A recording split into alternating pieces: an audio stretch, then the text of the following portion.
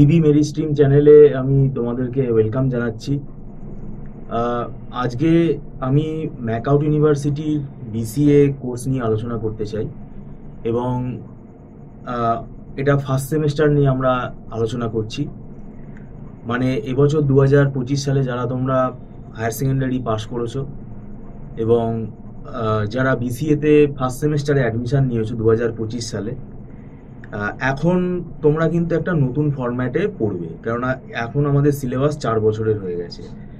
তো তবে এটা আমি তোমাদেরকে বলবো, এটা খুব ভালো হয়েছে তোমরা বিসিএ কোর্সটা যারা নিয়েছো, কেননা এখন দেখো প্রফেশনাল কোর্সের কিন্তু ডিমান্ডটাই বেশি জেনারেল কোর্সের থেকে। তো এখন বিসিএ যেহেতু একটা আইটি এনাবেলড কোর্স, একটা কম্পিউটার অ্যাপ্লিকেশনের কোর্স, এবং আমাদের আগামী দিনে সবই কিন্তু আইটি এনাবেলড হয়ে যাচ্ছে, ডিজিটালি হয়ে যাচ্ছে সব কিছু প্রসেস। তো বিসিএর কিন্তু কেরিয়ার স্কোপ খুবই ভালো, পরবর্তীকালে তো আবার এমসিএর রাস্তা খোলা আছে। এবং যেহেতু এই কোর্সটা এখন 4 বছর হয়ে গেছে, তাহলে তুমি বলতে পারো এই কোর্সটা থেকে কিন্তু অনেক কিছু ইনফরমেশন, অনেক নলেজ তুমি গ্যাদার করতে পারবে। কোর্সটার ওয়েটটাও অনেক বেড়ে গেছে, কারিকুলামটা অনেক স্ট্রং হয়ে গেছে। আমাদের বিটেকও তো 4 বছরের কোর্স, তাহলে এখন বিসিএও 4 বছরের কোর্স, তার মানে কম্পিটিশনটাও কিন্তু অনেক বেড়ে গেছে। এইবারে আসি, বিসিএ কোর্সে অ্যাডমিশন নেওয়া মানেই তুমি পাস করে যাবে, এটা ভাবাটাও ভুল। তুমি একটা লামসাম টাকা এখানে, যেহেতু প্রাইভেট কলেজে তুমি যেহেতু ভর্তি হচ্ছ, প্রাইভেট কলেজে তুমি একটা লামসাম টাকা দিয়ে ভর্তি হচ্ছ, তুমি ভাবছো তুমি পাস করে যাবে। নো স্যার, এখন কিন্তু সেই দিন চলে গেছে। ফার্স্ট সেমেস্টারের স্টুডেন্ট যেহেতু তোমাদের আইডিয়া নেই, সেই আইডিয়াটার জন্যই আমি তোমাদেরকে বলছি, তোমরা পরবর্তীকালে সিনিয়রদের সাথে কথা বললেও বুঝতে পারবে। এখন কিন্তু একটু এদিক ওদিক হলে সাপ্লি চলে আসে কিন্তু। কেননা তুমি যদি মনে করো আবোল তাবোল পরীক্ষায় লিখে আসবে, নো মার্সি, একদম প্লেন সিম্পলি সাপ্লি চলে আসবে কিন্তু। এবং সাপ্লি পেয়ে গেলে সেই সাপ্লি পেপার কিন্তু জুনিয়রদের সাথে তোমাকে দিতে হবে, সেটা একটা বার্ডেন হয়ে যাবে। এমনিতেই 4 বছরের কোর্স, সাপ্লি হলে সেই সাপ্লি জমতে জমতে কিন্তু একটা মানে খুব বাজে ব্যাপার হবে। সাপ্লি আসার অনেক কারণ আছে, আমি বলছি না যে সব স্টুডেন্ট খারাপ, কিন্তু সাপ্লি আসে, আমরা যেহেতু দীর্ঘ 8-10 বছর পড়াচ্ছি, ম্যাকআউট ইউনিভার্সিটি প্রায় 8-9 বছর আমরা পড়িয়ে ফেলেছি অলরেডি। তো সেই সূত্রে আমরা বলছি যে অনেক ক্যাজুয়াল হয়ে গেছে স্টুডেন্ট। এই ফার্স্ট সেমেস্টারে যারা এখন ভর্তি হয়েছে, এদের মধ্যেই কিন্তু অনেক ক্যাজুয়ালনেস এখনো আমরা দেখতে পাচ্ছি। এর সঙ্গে আমাদের গার্জিয়ানদেরও রেসপন্সিবিলিটি আছে। কি রেসপন্সিবিলিটি? গার্জিয়ান 11-12 অবধি তারা ভাবে আমরা টিউশনটা দিই, কিন্তু এই গ্র্যাজুয়েশনের পড়া যেগুলো প্রফেশনাল কোর্স, এইখানে মনে করে যে এতে কোনো টিউশন লাগে না, আমি তো কলেজে একটা লামসাম অ্যামাউন্ট দিয়ে অ্যাডমিশন করিয়ে দিচ্ছি, কোনো টিউশন লাগে না। প্রথম কথা, আমরা একটা প্রফিটেবল অর্গানাইজেশন, আমাদের এটা ইনস্টিটিউট, তো আমরা এখানে টিউশনের কথা অবশ্যই বলবো। তা এটাতে আমাদের কোনো কিছু লজ্জা পাওয়ার কিছু নেই। আমরা স্টুডেন্টকে হেল্প করছি, এবং সেটা অবশ্যই আমাদের, যেহেতু এটা একটা প্রফেশনাল ইনস্টিটিউট, আমরা এখানে একটা ফিজও কিন্তু নেই।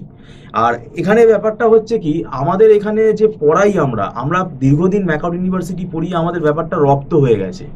আমাদের এখানে স্টুডেন্ট একটু যদি একটু আগে আসে তাহলে খুবই ভালো হয়, এবং আমাদের একটা ওয়েল ফরম্যাট হয়ে গেছে। ফার্স্ট সেমেস্টারে তোমাদের যে দুটো সাবজেক্ট আছে, ডিজিটাল ইলেকট্রনিক্স আর সি প্রোগ্রামিং, অর্ধেক স্টুডেন্টের কোনো আইডিয়াই নেই। তারা কেউ মানে হয়তো একটু সি প্রোগ্রামিং আগে করেছে বা কম্পিউটার অ্যাপ্লিকেশন পড়েছে, ভাবছে ও মেকআপ হয়ে যাবে। পুরো আকাশ পাতাল তফাৎ, পুরো সমুদ্র এখানে। ডিজিটাল ইলেকট্রনিক্সের যে সিলেবাসটা আছে, এটা আমার ব্যক্তিগত মতে 1 বছরের সিলেবাস, কারণ এখানে প্রচুর জিনিস আছে, সিলেবাসটা যথেষ্ট বড়, এবং হায়ার বুলিয়ান ম্যাথামেটিক্স রয়েছে এখানে। সার্কিট থিওরিগুলো ভালো করে শিখতে হবে, নাহলে পরীক্ষায় একটা সার্কিটও তুমি আঁকতে পারবে না। এবং আমি এই কারণেই বলছি, আমাদের এখানে এখন কিন্তু সাপ্লি স্টুডেন্ট চলে আসছে, মানে নতুন পেপার পড়ছে, তার সঙ্গে বলছে স্যার অমুক প্রিভিয়াস সেমেস্টারে আমার একটা সাপ্লি আছে। এবং কি সাপ্লি আছে দেখতে পাচ্ছি, এবারেও আছে আমার স্টুডেন্ট, বিসিএ ফার্স্ট সেমেস্টারে সাপ্লি স্টুডেন্টও আছে। তো এখন ব্যাপারটা আছে, সেও আমার কাছে মানে পড়বে বলে কথা হয়েছে। তো এই সাপ্লিগুলো কেন আসছে? ফার্স্ট সেমেস্টারে কি করে সাপ্লি হয়? ফার্স্ট সেমেস্টারে সাপ্লি হওয়ার চান্স অনেক বেশি, তার কারণ অনেক ব্যাকগ্রাউন্ড থেকে স্টুডেন্ট আসছে এখানে।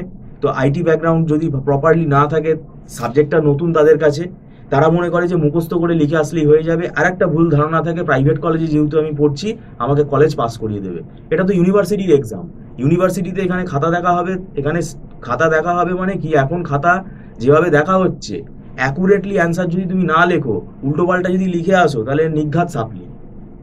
এই কারণেই কিন্তু সাপ্লি বাড়ছে। হ্যাঁ, 2-1টা কেস, সেটা একটা বিক্ষিপ্ত ঘটনা ঘটতে পারে, সেটা আলাদা কথা, কিন্তু তোমাকে অ্যালার্ট হতে হবে, তোমাকে প্রিপারেশান নিতে হবে, এবং পরীক্ষার হলে সিসিটিভি সার্ভিলেন্সে যেহেতু পরীক্ষা হচ্ছে সেটার জন্য তোমাকে তৈরি থাকতে হবে, কোনো রকম অসৎ উপায় অবলম্বন করতে পারবে না। এবং এটার জন্য এখন আরও মানে স্ট্রিক্ট হয়ে গেছে, এবং এবারে এখন যে এই অড সেমেস্টারের এই ইভেন্ট সেমেস্টারের যে পরীক্ষাটা হবে সেটাতেই আমরা শুনতে পাচ্ছি কলেজগুলোতে কিন্তু পুরো ক্যামেরা সেট ভালো করে তৈরি করা হচ্ছে, ভালো করে ক্যামেরা সেট তৈরি করা হচ্ছে, ভালো করে সার্ভিলেন্সের জন্য সেগুলো আরও গোছগাছ করা হচ্ছে। তো এটা খুব আমি ইউনিভার্সিটিকে সাধুবাদ দেবো, একটা স্ট্রিক্ট ইনভিজিলেশন সিস্টেম হওয়া দরকার, তাহলে মেধার বিচারটা হবে। এবং এতে অনেক স্টুডেন্ট এখন কমেন্টে হয়তো আমাকে আমার কথা হয়তো পছন্দ হবে না, কিন্তু সেটা বাস্তবটা মেনে নিতেই হবে। আমি এটাও বলছি না যে টিউশনের জন্য আমাদের এখানে চলে আসো, আমাদের এখানে আসতে হবে না। আমি যেটা বলতে চাইছি, তুমি কি যে ভিডিওটা এই মুহূর্তে দেখছো, যে তুমি কি সিলেবাস জানো? সিলেবাস দেখেছো? সিলেবাসটা একবার দেখো।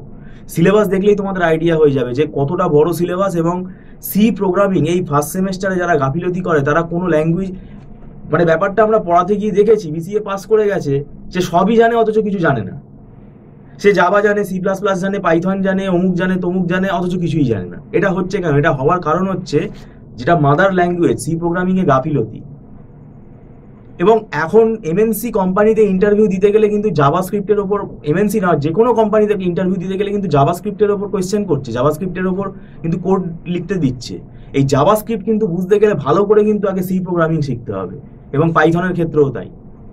তো এই জায়গাগুলো কিন্তু আমাদের মাথায় রাখতে হবে। এবং ইউনিক্স প্রোগ্রামিং যেটা আছে, শেল প্রোগ্রামিং, সেখানেও কিন্তু সি প্রোগ্রামিং না জানলে তুমি কোড করতে পারবে না। তো এই কারণেই আমরা বলছি যে পড়তে হবে, মানে কি ধরে পড়তে হবে, কনসেপ্ট ক্লিয়ার করে পড়তে হবে। এবং আমাদের ইনস্টিটিউট একমাত্র ইনস্টিটিউট, আমরা কিন্তু ওই শুধু থিওরি পড়িয়ে চলে যাই এরকম না, আমরা কিন্তু নিউমেরিক্যালও সলভ করাই। আমাদের এই সমস্ত সাবজেক্টগুলো ফিজিক্সের মতো, সি বলো, জাভা বলো, অপারেটিং সিস্টেম বলো, কম্পিউটার আর্কিটেকচার বলো, ডিবিএমএস বলো, এগুলো সব ফিজিক্সের মতো।